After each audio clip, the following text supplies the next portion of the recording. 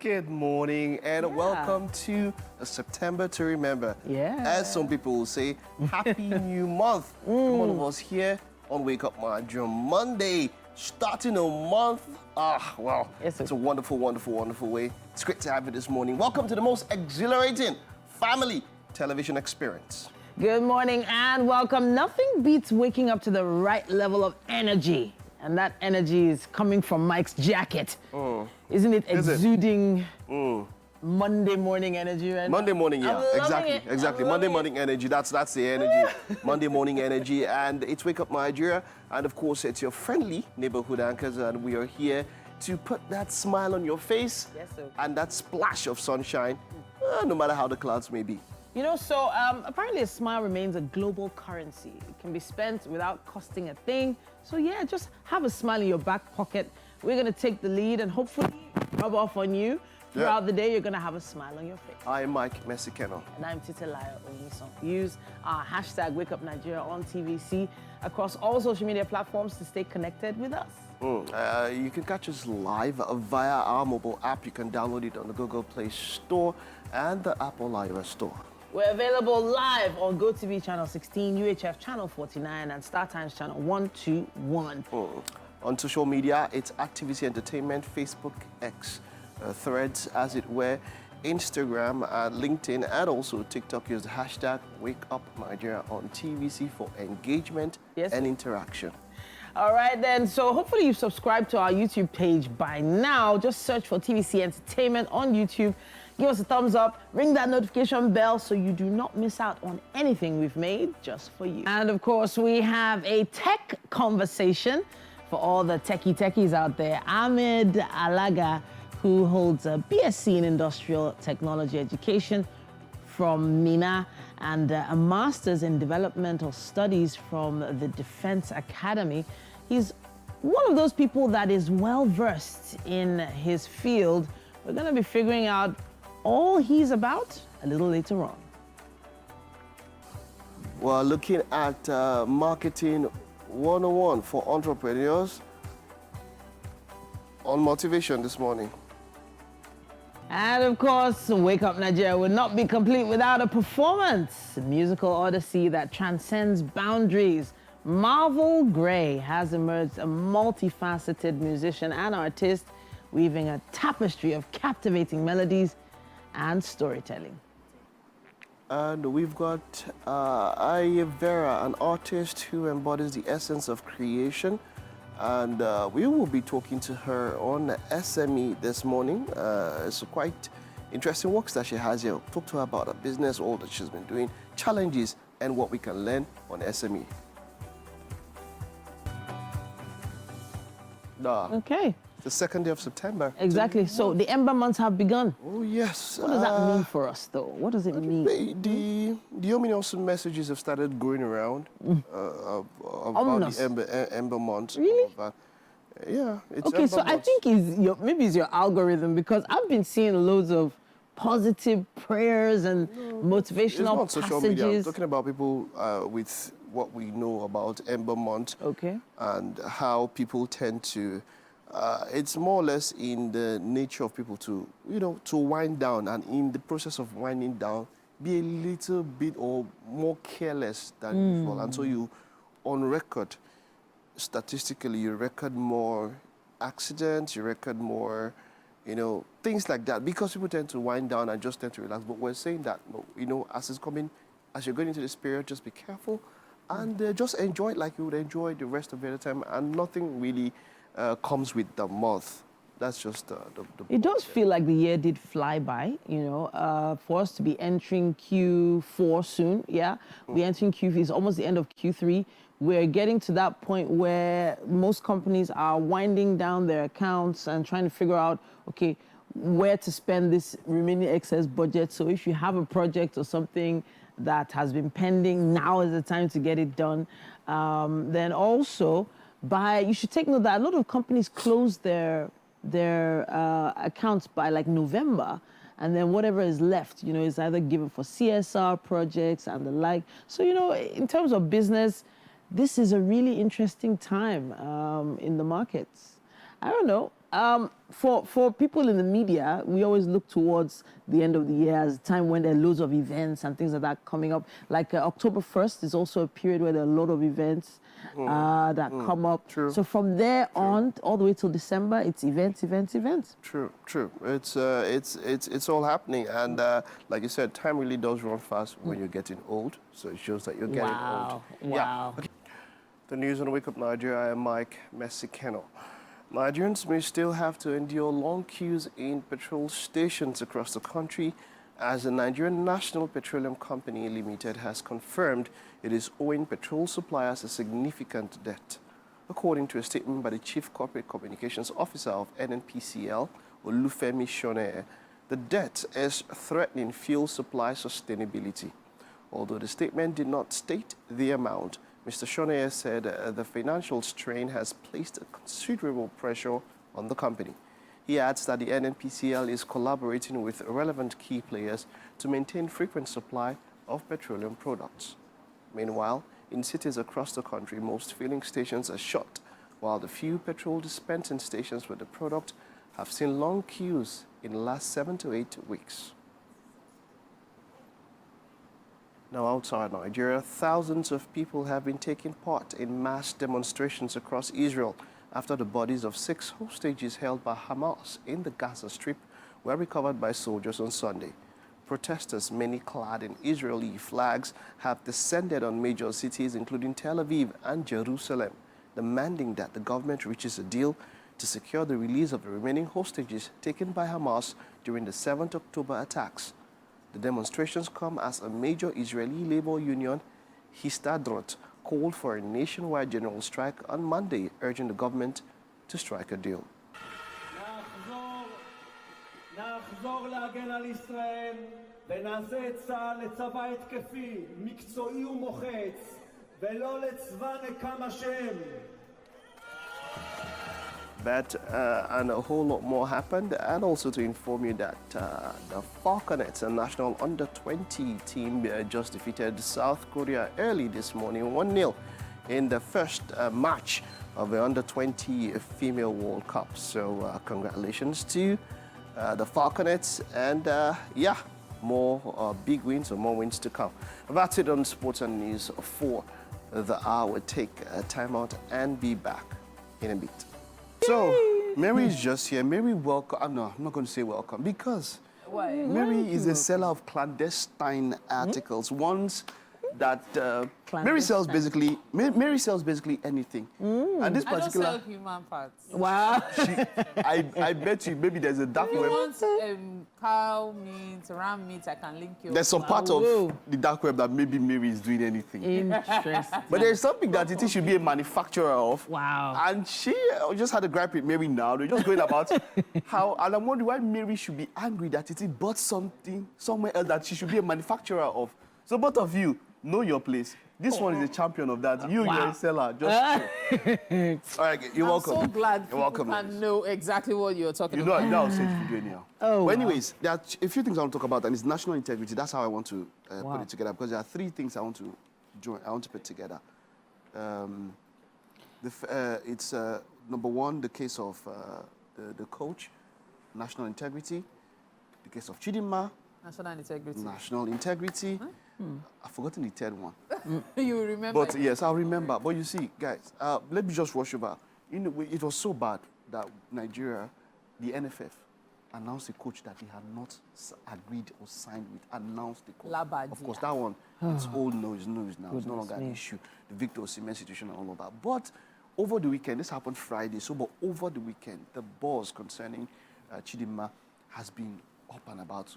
Nigerians came through for her when whatever happened in South Africa happened. And for me, based on the rules, I don't know about the rules of the pageant in South Africa. At some point, with the argument of some South Africans, said that the rules were contravened. So it was a contravention of the rules. So if that is the case, then maybe they were well within their rights, because candidates are disqualified every day in different For places. different reasons. For different reasons, yes. But then for whichever way, she was handed out a wild card to come to the Nigerian Cup. And then, see, the fun thing is that many people predicted that she would win it. The moment she was announced as a wildcard, this lady has, I don't think she has ever been in Nigeria. She was born there, she's been there. In fact, that was part of her defense there, that she was born there. She came, competed, and Okay, so crowned the winner. So first of all, congratulations to her for winning the crown. Congratulations. So the reason why I say congratulations is because this is a roundabout story. It's a full circle story.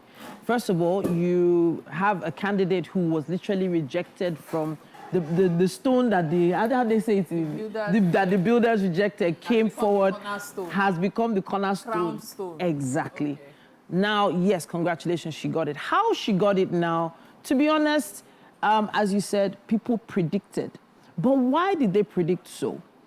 There was also a little bit of controversy over the photographs of a lot of the contestants that were already on the lineup for for Miss Universe Nigeria already. And there were already a lot of comments that, like, this photographer didn't do what he was supposed to do for these candidates, if you get what I'm saying. She has already had an amazing face card. She has a beautiful body, beautiful physique, great walk. I don't see why she shouldn't have won. I just think because of the circumstances of her being brought into the country, that whole assumption that she was just going to win, I think she deserved a crown. Whether it was our crown or the South Africa's crown is now the question. Okay, so Titi, she's gorgeous. My goodness. She is gorgeous. She is gorgeous. She has lovely features. She's a beautiful lady. However, I said this the other day, we were talking about it, with Winfrey, and she, Winfrey she's also very intellectual as well. No, Mary, very don't smart. say that, but I'm going to say it again. She should not have contested this year. Okay. And I will give my reason. For goodness sake, there were girls that had prepared themselves, like steady preparation. A lot goes into it. Yeah, I recall you were on the show that day when we had this conversation. The cost of and you hair, guys, makeup, exactly, you listed everything, the efforts that go into it, workouts, trying to walk right, everything. And then somebody is brought in. I don't care if it's for publicity for the show. I don't care if it's for anything. Giving her that slot, it was obvious from that moment that she would win for two reasons. Number one, she had an edge. Okay. Popularity edge. And number two, she also had an edge. The way they prepare for the pageants in South Africa is different from Nigeria. And of course, she would have some tips and tricks that the girls here don't have. Now, you might say they could learn from her. I give it to her for that. They could learn from her, yes. However, why couldn't she wait to teach the ones coming next year? See, there are many who are saying that, everybody has their own time. goals. It's our time to shine. I agree. Well, look, it's your time to shine. However, so you've already tagged this conversation to the other ladies. You've already tagged it integrity, right? Integrity doesn't necessarily mean that they did something wrong. We're just discussing about it. And you see, I love where Mary is coming from. I don't know where the issue of even teaching is coming in, but I understand this pageants are a marathon. In fact, they get into camp. In fact, they go back at times, they come back. You've done it before. How long did you spend? 2-3 months at times for one pageant. She came in at the last stages and all of that. Maybe all of that, might be there. But there's one question I want to ask. We're talking about how gorgeous she is. How many people who were talking about her gorgeousness saw the others? But that's the thing. It's a question. Have you seen the others? So that's the thing. There were photographs of the other girls put out there because votes are also involved. Do you get? That's what I'm saying. It was a popularity contest, so it's not always been. It's always been. Votes have their own place. Look, it has a percentage. It has a percentage. Judges have the majority, right? Of course. But now my point is this, and this is the second thing about our national identity. We are a country where we do the wrong thing and we call it grace. Wow. You go into a bank, there's a queue before you, you find a way and then you are in front, and then you go back and it's a testimony in church. Wow. We circumvent, you will not... I wouldn't say this is circumventing, I'm not done. Mike. As a people, I'm not talking about this situation. I'm talking about our national... Our culture, right? It's the way we are, it's a paradigm that we hold now. Yeah. Well, you hear that thing when you go to places of worship, protocols are broken for my sake. You know what a protocol is? When these people go to countries where things happen well, they follow protocol. You follow protocol. But it's like, have you heard that thing that when you step into the Nigeria airport, it's even like a joke. The Nigerianness comes back into you, and you are set to break rules. Yes. When you go, have you seen lines queues when new phones are being sold in the US and all over in the UK? People can queue. Yeah, around the block. Now you know it now, Titi. Yes. They'll queue onto the roads, and nobody is coming Especially on there. Black Friday. Exactly. But My this girl point did is not this. cheat. My point She is that- didn't. She was prepared for another I didn't pageant. say she cheated. I'm She saying that didn't. there's She's something. not cheating anybody. There's something about our national She identity. had, as you called it, grace I never to said- collect a crown. Now that's the thing. That's the Which thing. crown was it she was supposed to collect? Grace is not an identity in how to run a place. Wow. You cannot run This a is a place. pageant, We've been though. running it on grace and look at where we are. On grace and protocols broken for my sake. I'm just saying that doesn't. You said the thing that doesn't take out from. I didn't follow it, so I guess I'm not in the best place to say she was the best to take it because I didn't even know any other person. So what are we saying now? Are you don't know if you saying, get what I'm she saying. she should have come second just No. to prove that She's not supposed to. The point is conversation this. would have been, they don't want to give Titi, them. They just no don't want to matter give how them. According to we what go- Mary said, number one is that you were not in the process from the beginning. That alone is just a question mark. Shouldn't it be so? In the process, in the country. Look, yeah, matter how we go back whatever, and forth, whatever. Titi, You were not there from the she's done beginning. I'm it just See, saying. before. if she had She's gone through gone the next process. year, I am She very was invited. See, Wait, I am positive. wait, Titi. I am You're positive that if invited, she though. had She didn't waited pay her till way next in. year, she could have still won. Because she already She has didn't what pay it her way takes. in. She But my didn't bribe issue is anybody. this. People She were- didn't have Titi, any people godfather were or uncle. involved. There has been this whole People godfatherism are in putting pageantry for a while. lot already. Okay, so we already Yes. know that the pageant There industry has is- been is- this- yeah. that No, is- but it's is a popularity already, contest. Oh, we already know When that votes are we already know that the pageant Titi, I hope you industry don't question the messed up. integrity of the pageant. You had No, already, Tete tagged now, it. You had Tete already now. talked about Tete. integrity. Tete. The integrity of the pageantry industry has always been in question. You see, But this particular question is a completely different question. If they invite you, they pay your ticket. They say enter stage. You've already prepared for something They somewhere even else. paid your ticket. They paid your. Wow. Come You see, on. let me say Are you something kidding? here. Let me say You won't something collect here. the crown. I don't understand. You get to a point, you look at it, and as a country, if you're leaving this place to get into some countries and you want to study some things, because standards are not the same, nobody cares about what you've done here. You take a particular test, or there's something called IELTS. Even though we are an English-speaking country, You're made to take we're made to do it. And So there's actually... with different things that happen, it showed why we needed to do, or why people need to do the IELTS, as much as you claim you might know, because standards differ. In fact, you understand? Same thing with maybe other professions, MBBS and See, all of that. So I need you wait, guys to... Titi, So I need... please, let me just speak. Please, I beg you. Oh, yeah. I just want to say yeah, speak. something. Speak. Let's be realistic. I love how we celebrate people that are successful. I love how we go on and on about how, people are, people got this for due to grace or whatever the case may be. However, let's be honest. Let's be realistic. Let's think of others involved. I heard that the other girls willingly allowed it, in quotes. However, you can smile to the camera, but then what's in their hearts? Are there certain things they've promised them that we do not know about? Maybe if those things come to light, we can then, say, okay, fine, at least they got something out of it. However, this wasn't to their favor from the beginning, and that's the problem. It seemed like the odds were skewed against the rest. Skewed.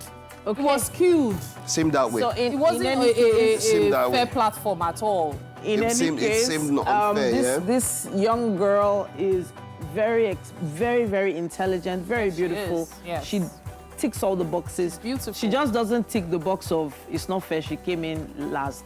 That's the only box she doesn't tick. No, there might she be- doesn't have to come in last. Titi, she could have won it this year. She could have won it Finally, next I year. want to say, It doesn't and I will change still what we're maintain that saying. objectively, if you have not sampled, taken time to sample all 30 or how many of them, you cannot even say she's the most beautiful, the most intelligent. How many of them can you remember their names even? You don't even know. So how can you say? All right, then, guys. On that note, the let's fallacy. leave it to social media. Let's hear what everyone out there thinks about this. Use our hashtag #WakeupNigeriaontvc and let us know your thoughts. Today on the kitchen, we go be like trio because we've got light of the wall and salt of the earth in the kitchen. I probably will go and join them. It's going to be all of us. What's up for breakfast, ladies? I plan to make sure Mike does not enter this kitchen today. What?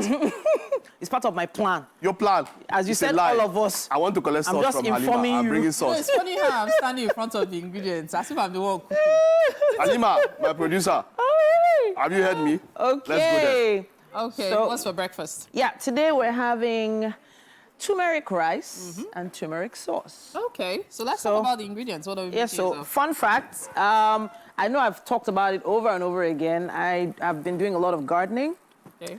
So I always try my best to use some of the natural ingredients I have in my garden right now. And one of the key things, one of my biggest harvests was turmeric. Okay. Now this is the turmeric itself. Okay. You probably note that it looks a little bit like ginger, how it looks like this. So turmeric is great for teas. It kind of has this really great pungent odor, but then it has a very strong color. It's You like should be very careful with the color. exactly. So it could stain anything you're using. So Including even your fingers. the Starting blender that I used, for instance, is permanently yellow now. for turmeric. Yeah, turmeric. Wow. But you can freeze it as well. So I have some frozen turmeric, blended and frozen as well. And now what I've noted is that if you add it to anything, it gives it this amazing, this is blended down, of course, with water.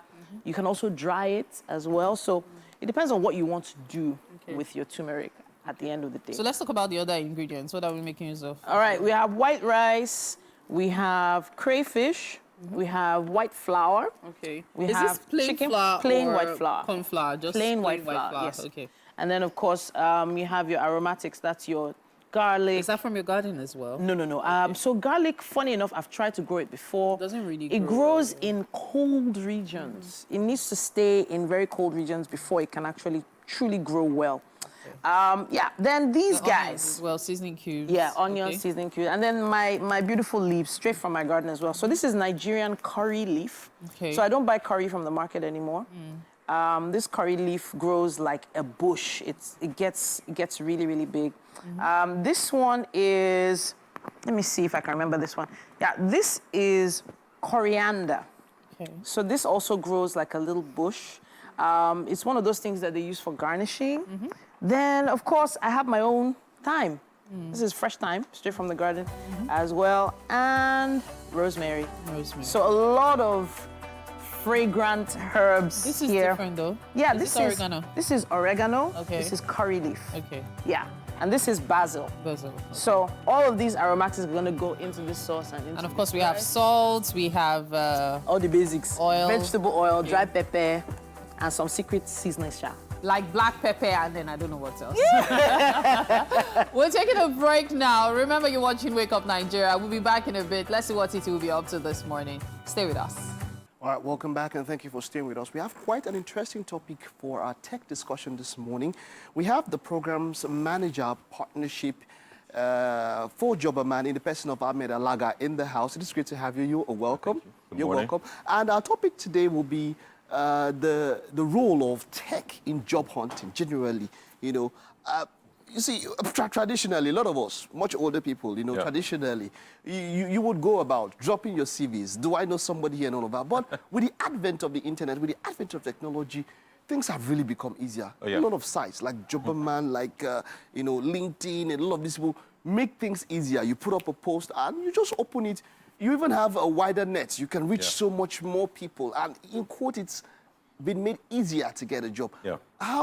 How has all of this been possible? How is it so that people jumped on this space of technology to help, you know, in job hunting? Yeah, I mean, you're so right. I mean, if you think back in the days where people used to gather at newspaper stands to look at, you know, what openings are available, what technology has done is sort of increased accessibility. And I think for us at Jobberman Nigeria, most importantly, is sort of democratizing, you know, the job industry, which means that you don't need to know anybody to get a job, right? I mean, because the job post is there, you just need to match the skills, the requirements, and then we just send that to the employer. The employer does the selection, and whatever additional requirements that require to be met. And if you do, you know, meet those requirements, you get the job. And so that openness, that structure into sort of democratizing job platforms, so the question of man, no man doesn't exist. Doesn't exist. And then you have other aspects of technology. I mean, if you think about it from a broader perspective, especially in this 21st century, how, for instance, on our job board platform, AI plays a role as well in help sorting numerous candidates to various roles.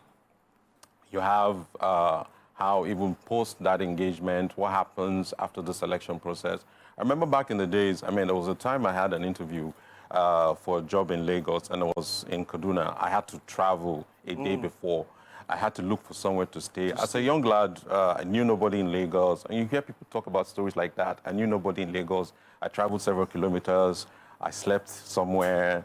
I mean, technology has changed that as well. I mean, right now, we're helping employers set up Zoom calls, Zoom meetings, Google Meets. You don't have to leave the comfort of your home, now to go and, apply for a job. Your CVs can be sent via email, or for instance, on our platform, you can just upload your CV and create a profile, which is even better because that helps us ask you more pristine questions that cannot just suit one particular employer, but that we can look at and sort of put into the machine learning process to help us not just help you find the jobs that you're looking for now, but find the jobs that you may need in the future.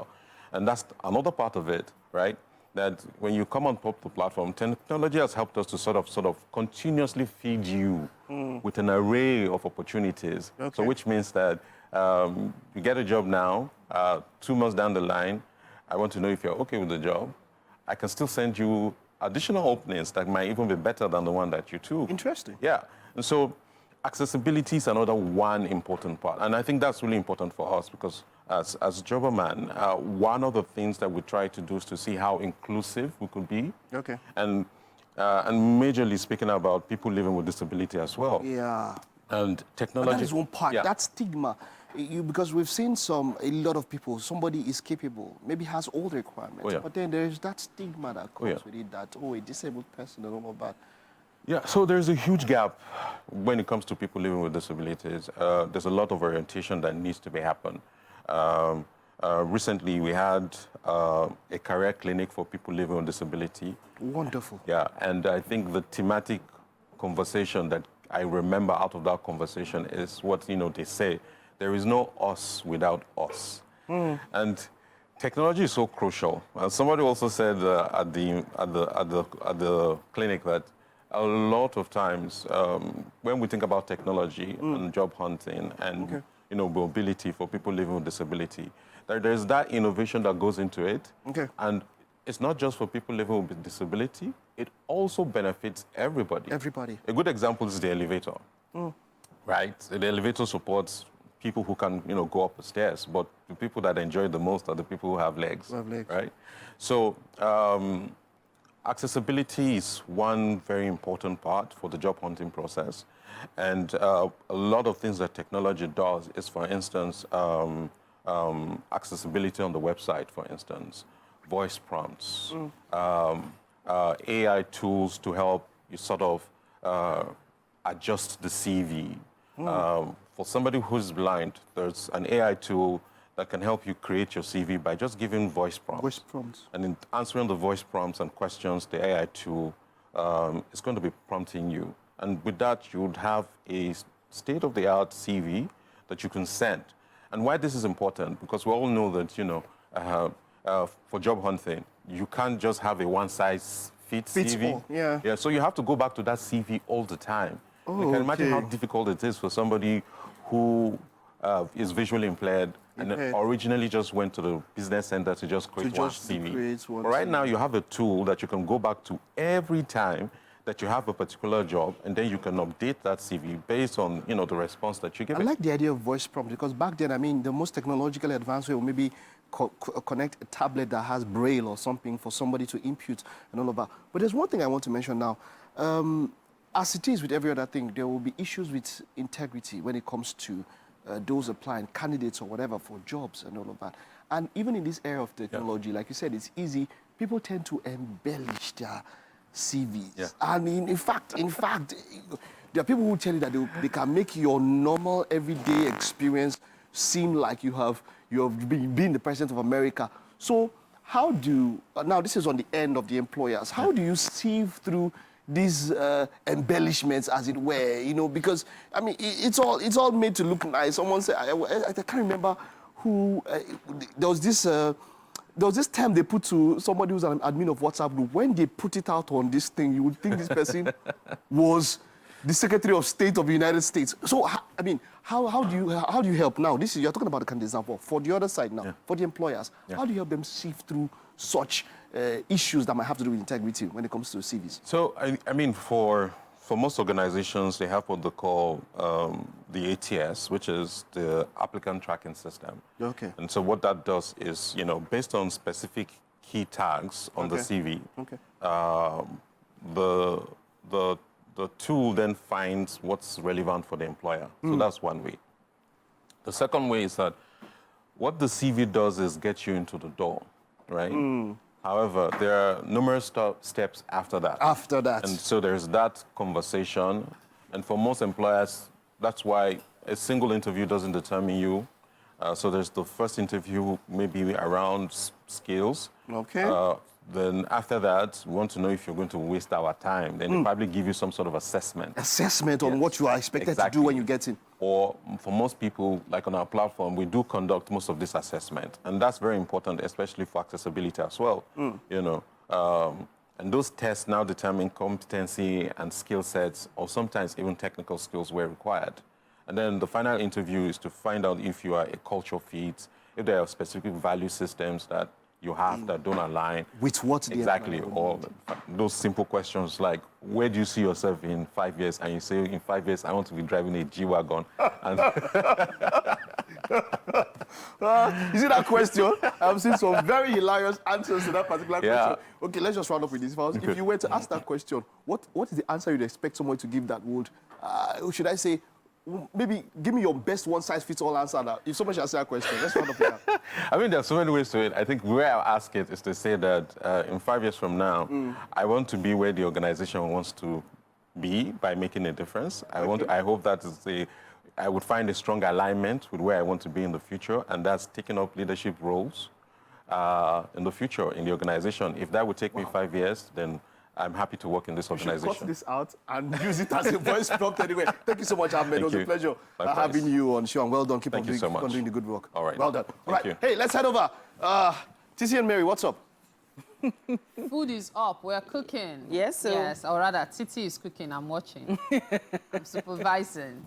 Am I the sous chef? Yes, technically. Yes, you are. Yes, you are. Supervising chef, more like. All right. So if you're just tuning in, we're making turmeric rice and turmeric chicken. Okay, so let's run through the process, because the last time we came, we had not started anything. Yes. So let's tell you what we've been doing so far. So because of time, I started parboiling the rice, and I added the raw blended turmeric that I brought with me. So the turmeric looks like this usually. I blended it down in the blender, but to save time, I brought some that I had frozen before. I've added that to the water. Just a bit of it? No, a lot. A lot of it. Why a lot? A lot of it because a lot of it is going to be thrown away with the water. Oh, okay, you're still going to Yes, I'm still going to sieve it out. But because it's I know really quite well that color. turmeric has a very strong flavor. Exactly. Color aside. So, but it's already changing the color, as you can see. But I'm also going to add some of the chicken broth to that as well. Okay. So, speaking of chicken, I've thrown in my drumsticks into the pot with water. I see herbs. What herbs do you have in there? We have oregano here, we have basil, we have curry leaf. Okay. Yeah, that's what we have in here right now, but I'm supposed to add my onions. I threw those in early because I want some of the harshness, because it's fresh, some of the harshness to burn off. Okay.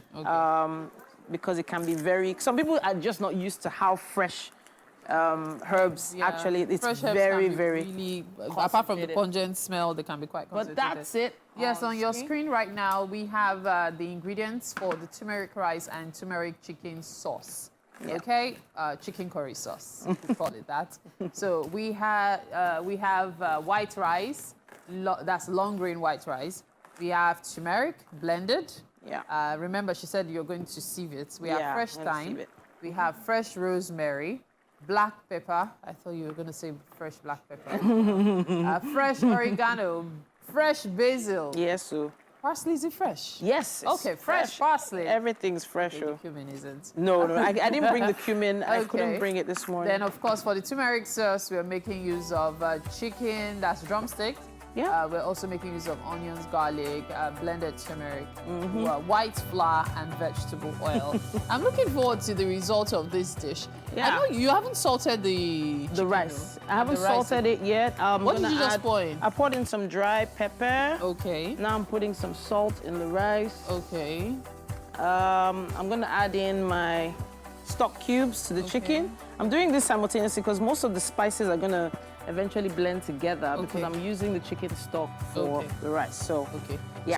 Now, how much would you pay to have a beautiful chef like this, As dressed in- up this way, As in- and have another sous chef like this, dressed up like this? Interesting. If you would pay, I am their agent. Wow. 208882570. That's their I account don't know number. what you heard about me. Anything you I'll not say more pay, than that. and you get two of them. Wow. Really, Mike? The Really? bag, it starts with Z. Wow. I mean, this is something. If you see a chef looking like this, what would you pay? And Mary, let me just leave it to you ladies now. You've put together, you're doing something wonderful here. I didn't know what it was because I was focused on some other things, but it's chicken and rice and it's pepper soup, So right? it's not chicken and rice. Okay. It is turmeric rice. Turmeric rice. Yes. Okay. So on the one hand, there's turmeric rice. Then on the other hand, we have turmeric chicken curry sauce. Yes. Wow. Yeah. Yeah. That's a mouthful. A mouth. So, I know, it's if not you had much. heard curry rice, it's more common, more available for you to eat because turmeric is something that you don't just get in the market. Titi, Yes. Titi, they cut onions. I didn't add any curry because turmeric is already quite strong, and because I, can have, taste it already. I already have. I'm putting some Maybe. onions straight onto the rice now. Like joke, maybe like food. I've never hidden it. It's just that I don't pick food anyhow. Wait, but I are we love doing anything after this to the chicken? Okay, so no, the chicken is going to be in a sauce. It is a sauce. Okay. But if you had a curry sauce, I'm adding some of the chicken broth to the rice to cook. To cook But the really, rice. I'm just gonna say this. Yeah. With the curry, with the turmeric in the chicken, Yes. and the turmeric in the rice, Yeah. will the turmeric flavor not be overpowering?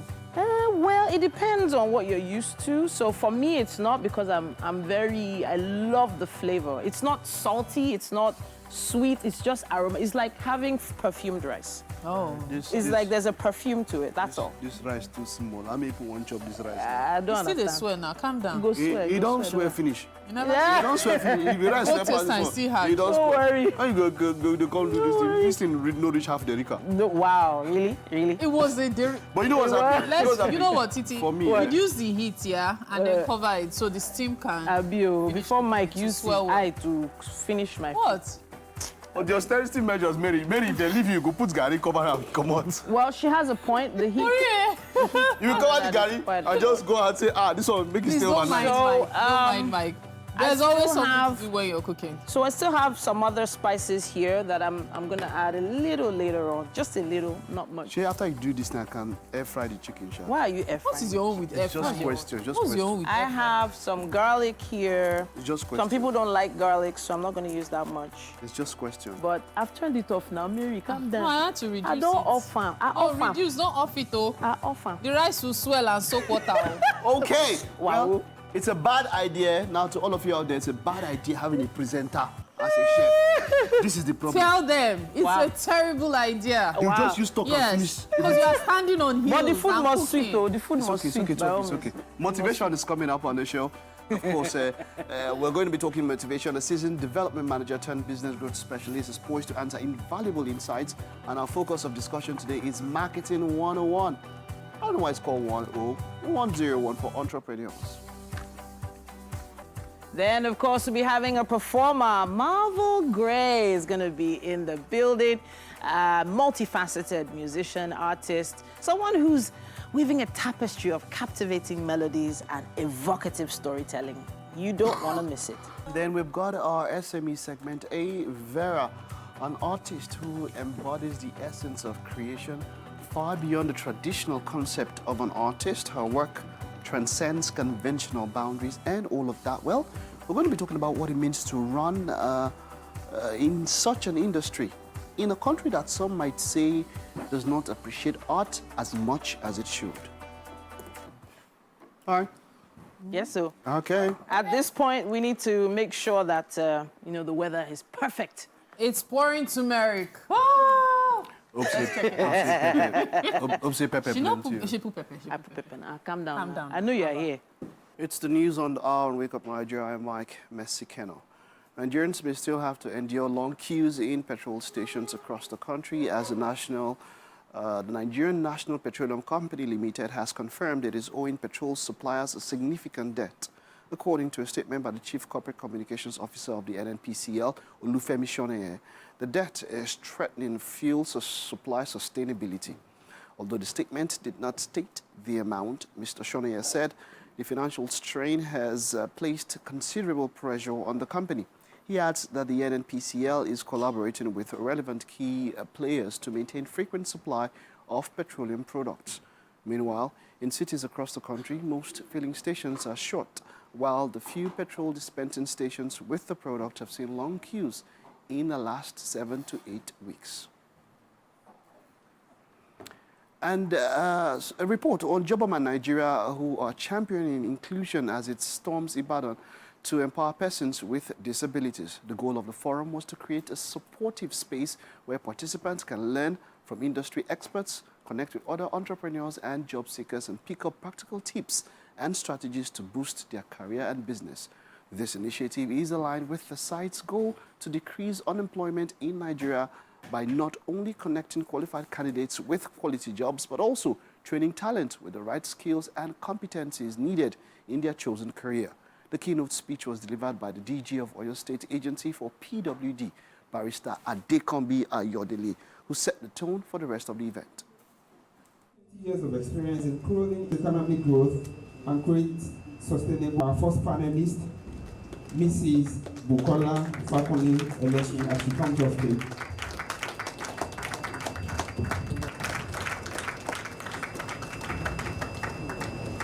All right, secondly, I'll be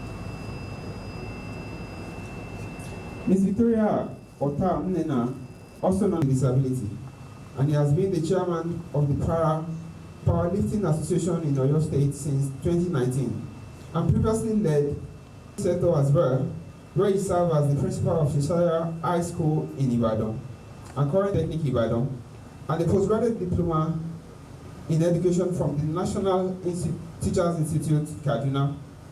He also was a diplomat to become more. And to foreign stories, where thousands of people have been taking part in mass demonstrations across Israel after the bodies of 6 hostages held by Hamas in the Gaza Strip were recovered by soldiers on Sunday. Protesters, many clad in Israeli flags, have descended on major cities including Tel Aviv and Jerusalem, demanding that the government reaches a deal to secure the release of the remaining hostages taken by Hamas during the 7th of October attacks. Demonstrations come as a major Israeli labor union, Histadrot, called for a nationwide general strike on Monday, urging the government to strike a deal. We'll take a recess and be back with more in a bit. Okay, it's time for us to motivate you. You know, as businesses worldwide grapple with the challenges of growth, DJ Wusu, seasoned development manager turned business growth specialist, is poised to answer invaluable insights, and our focus of discussion today is marketing 101 for entrepreneurs. Now, I know an entrepreneur or two watching right now is like, really, I'm getting a marketing class free of charge this morning. Yes, you are. Good to have you in the studio with us, DJ Usu. How are you doing? Thank you, I'm doing very well. You look very different. I saw you last week. You didn't look like this. Oh, let's say I had a makeover. Okay. But thank you for that. Thank you. But really, it's good to have you in the studio with us. I'm happy to be here as well. A lot to learn from you. Marketing 101. What's the first thing you must know when it comes to marketing? Thank you for that.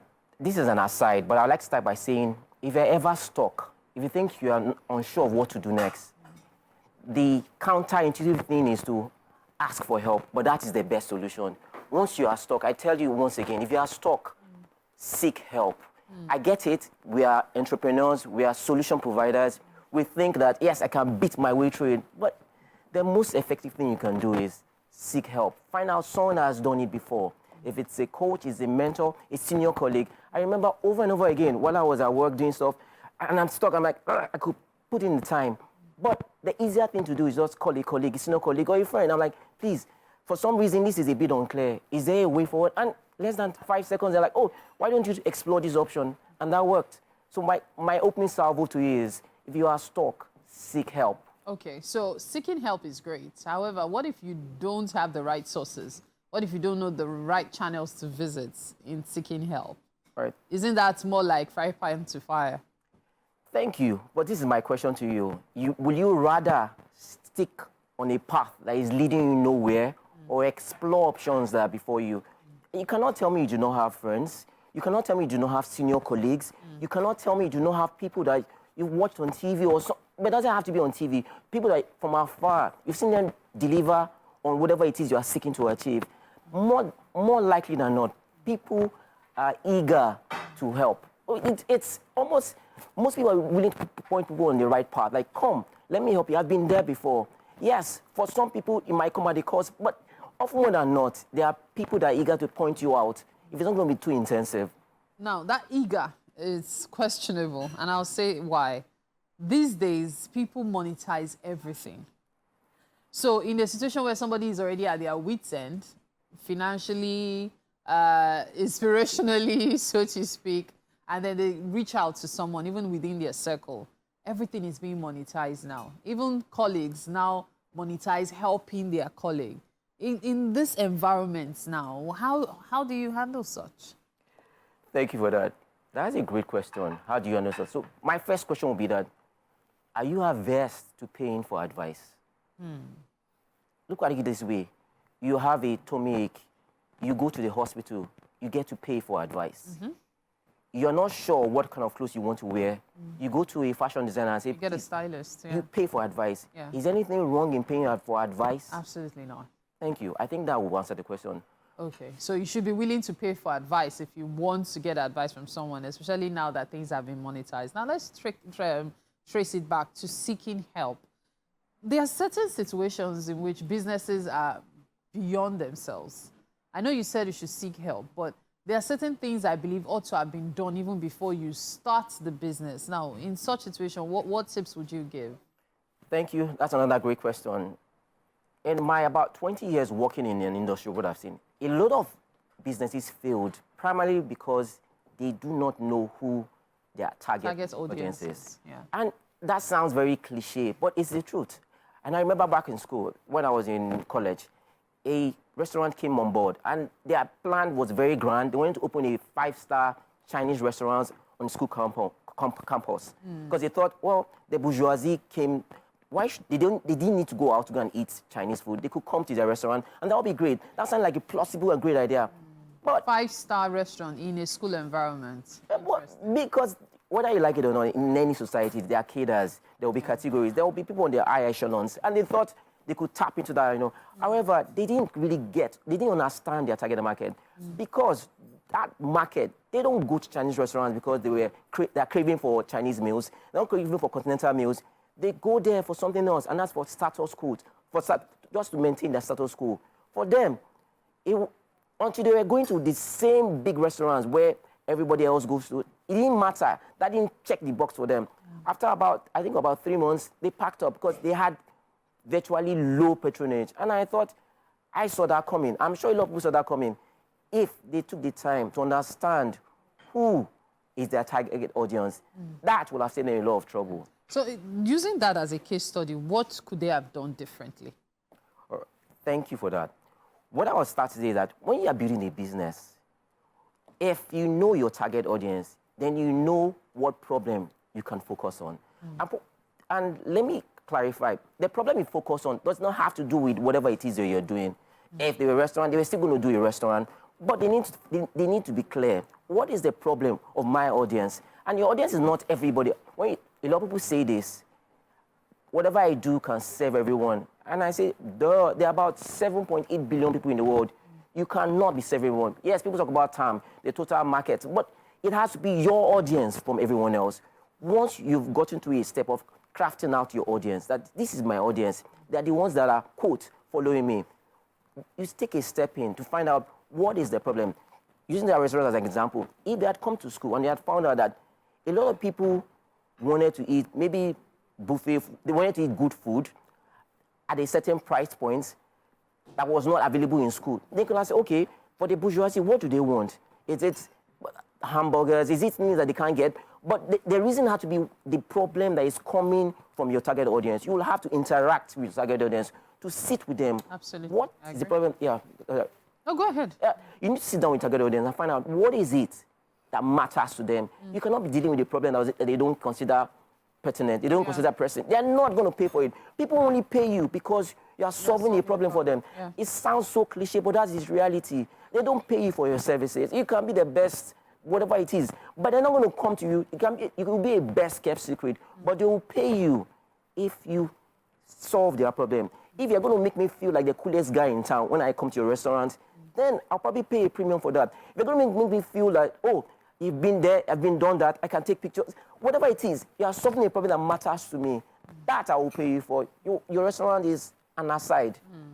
So for an average entrepreneur now, you know, we're doing marketing 101. You've Yes. talked about the need to ask for help. You've Yes. talked about ensuring that you interact with your prospective target audience. Yes. We've also talked about doing your research. What else can you teach us? Thank you for that. Once you have your audience, then another thing you need to consider is having access to your audience. For a lot of people, they say, oh yeah, I'm on social media, I'm on TV media. Agreed, that's the first step. But can you reach your audience at will? That is not subject to the whims or caprices of anything else. It's not subject to you paying for ads. It's not subject to you, the algorithms of your platform.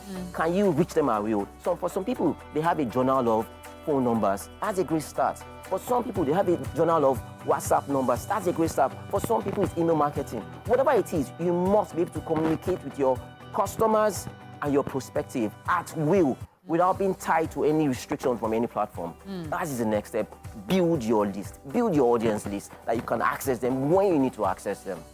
This is actually key. I totally agree with. Thank you so much for the tips. You're Each of them has been really impactful, and I dare say that they are very, very important. So you want to take note of them because each point he has made has been quite pertinent. Thank you so much for your time, DJ. So thank you indeed. Thank you. And thank you as well. We're taking a break. You're still watching Wake Up Nigeria. Just stay with us.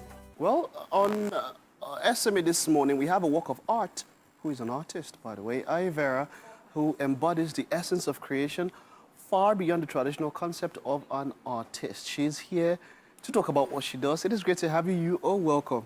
It's good to be here. That's a map of Africa, by the way. Yes, yeah, is it it? is. It is. Oh, okay. How long have you had that tattoo? It's been years now. Yeah, it's been years now. Did you draw it yourself? No, I didn't. But trust me, I corrected the guy. You correct. You had to. You had to. Great to have you. So, how long have you been doing this as an artist? And since I can remember, it's a gift I grew up with. Yes. And how did you discover it? Discover it.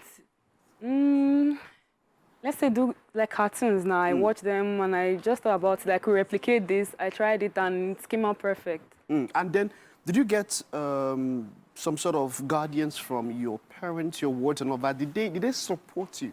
Guardians, yes, my dad specifically. He's a surgeon. Oh. And yeah, he had the skill too. I watched like his previous drawing when he shows us his old papers and stuff like that. Then I thought about it. Why don't I just do this to impress him? I ended up replicating it. Then he said, she's good. Why don't you do this? Yeah. And then he didn't want you to go into the medical line or anything. He was okay with you. Law. I was that smart. Yes.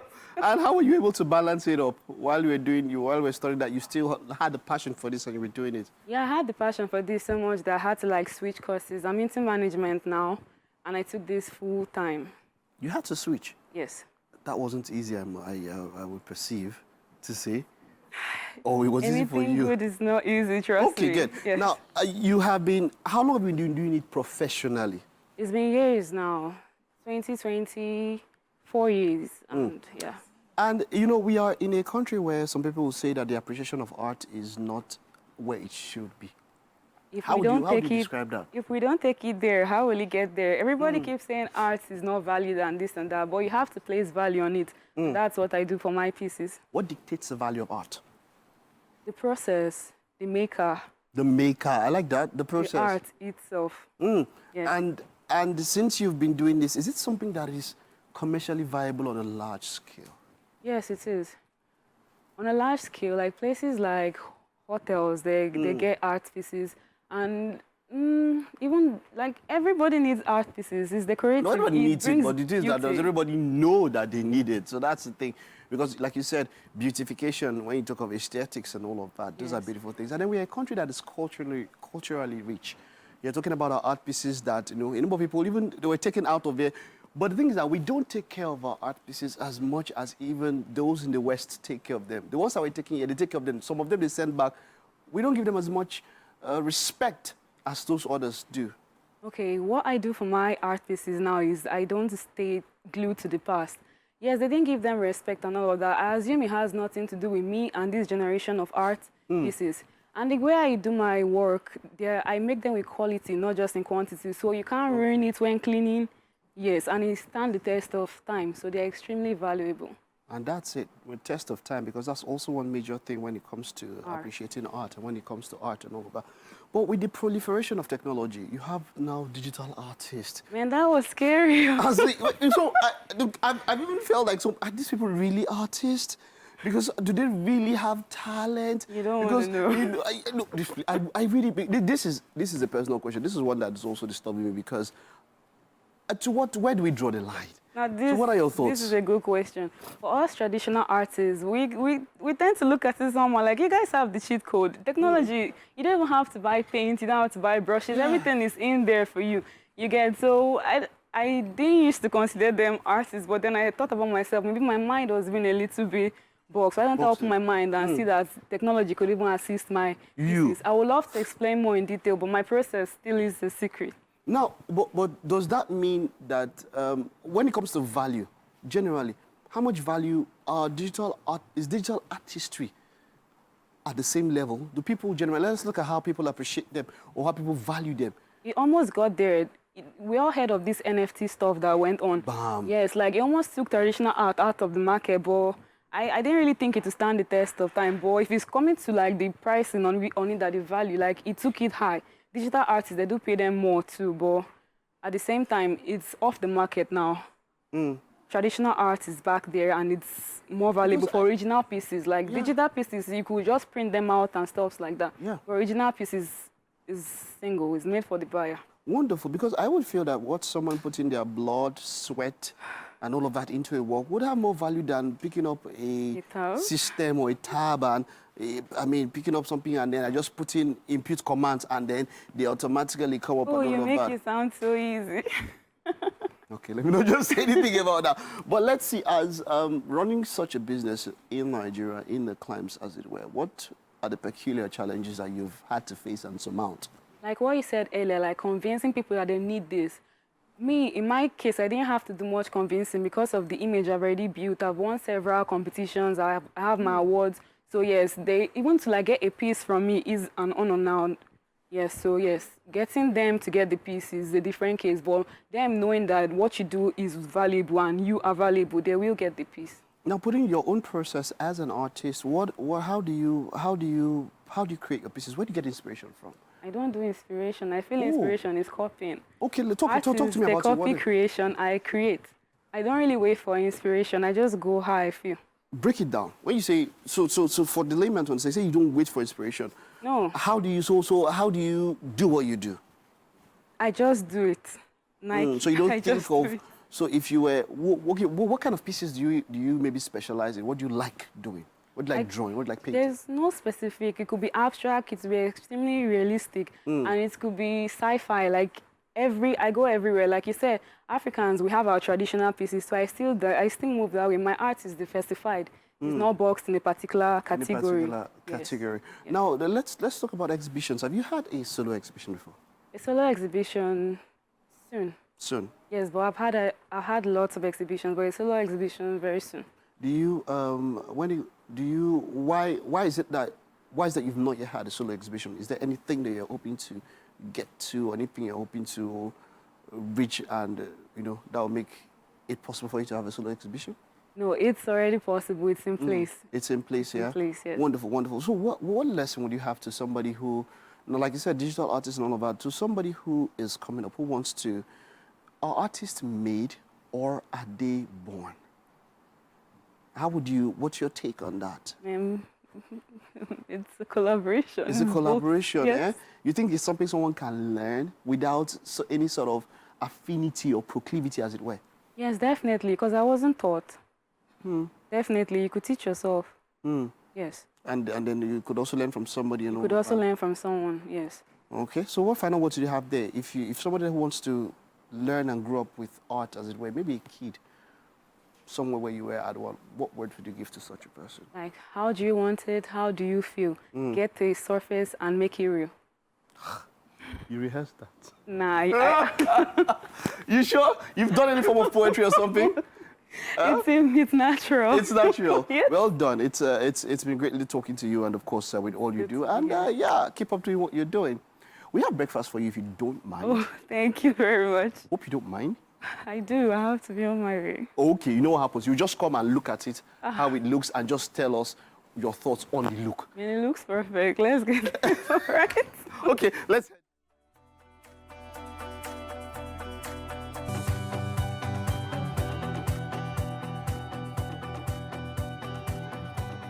All right. All right. To the kitchen. Kitchen. Today's chef is our very own Titi. Titi made for us. Oh yeah, tell us what you made. So my special turmeric rice and turmeric chicken sauce. Okay. All right, so this is a play on curry rice, a play on curry sauce, but just basically exchanging the curry for turmeric. Well, they say turmeric has a lot of great health benefits. So I started growing it. So this is grown straight from my garden. Some of the spices in there as well. As well? All right. Eva, just tell us what does it look This like? is a work of art. Don't play with me. This is beautiful. Oh, thank you. Okay, maybe someday I'll check out you drawing some. Have you ever done any food art? Painting. Have Thank never you painted? for that idea. Trust me, I'll give you credit. I'm giving you inspiration I now. definitely will. give you I'll give You you give me my credit. credit. Thank you so much for get coming. your credit. And wishing you the Nice to best. be here. All right, it's been a wonderful show. We will see you tomorrow. Bye-bye. Bye.